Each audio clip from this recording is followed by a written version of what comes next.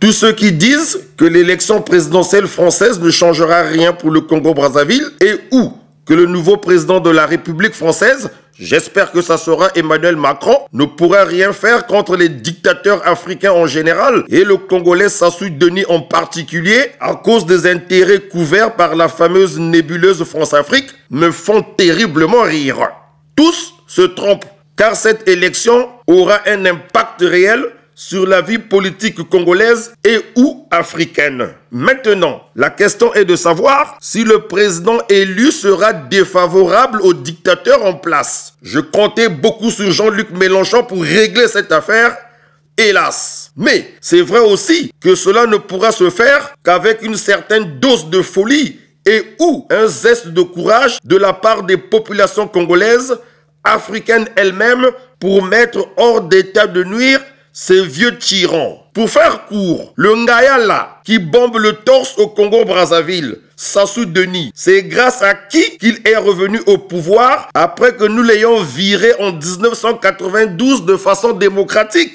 N'est-ce pas un président français, le RPR nommé Jacques Chirac? Ce Sassou-là n'avait-il pas fui Brazzaville sous le président Pascal Lissouba, le véritable élu du peuple congolais, pour se cacher ici à Paris afin de préparer un coup de force? Hein? Sassou, il n'est pas venu pleurer ici en France pendant un long séjour, promettant à tout va de céder tout le pétrole à Elf pour qu'on l'aide à reconquérir le pouvoir par la violence. Ce qui fut fait d'ailleurs dès le 5 juin 1997. Qui a demandé au président angolais de venir renforcer les Cobras et autres miliciens et mercenaires en 1997. N'est-ce pas le même Chirac, alias Jaco Labière? Le discours de la bolle qui a mis en panique, mis sens dessus-dessous tous les tyrans qui se cachaient derrière le monopartisme, qui a rendu fou Sassou Denis qui parlait n'importe comment pour empêcher l'avènement du multipartisme chez nous au Congo, qui a prononcé ce discours réformateur à la bolle. N'est-ce pas François Mitterrand? N'était-il pas un président français?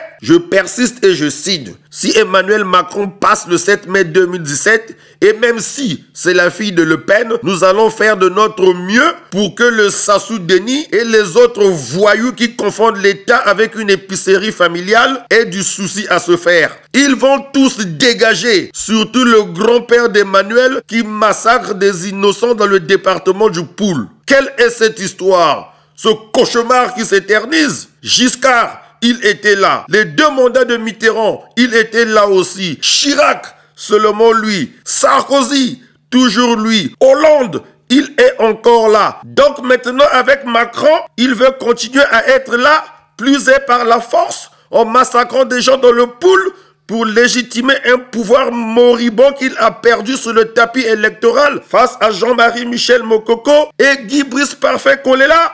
Non, le vieux Dengues, il faut qu'il dégage. J'irai personnellement voir Emmanuel Macron au 55 rue du Faubourg Saint-Honoré dans le 8e en slip pour que le vieux dictateur s'en aille. Peuple africain civilisé, à trop regarder ou à laisser faire ces vieux dictateurs usés, c'est vous, nous, qui sommes ridicules à la fin. Tenez, le Camerounais Biya est âgé de 84 ans, l'Ivoirien Ouattara à 75 ans, l'Équateur-Guinéen Obiang, 75 ans, le Malien Ibeka, 72 ans, le Ngaya Sassou Denis, à 74 piges, le Tchadien Déby, 65 berges.